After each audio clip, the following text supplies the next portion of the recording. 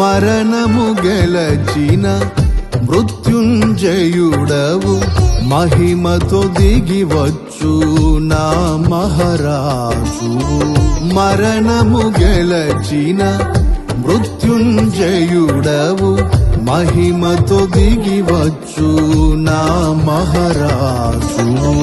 నీ మహిమ రాజ్యములో నిలవాలని జయించిన వారితో గడపాలని ఈ వాంఛ తీరగా తెరువేదని అక్షయుడా చరితిని శరణని వర్ణింపలేనయ్య నా భాగ్యము.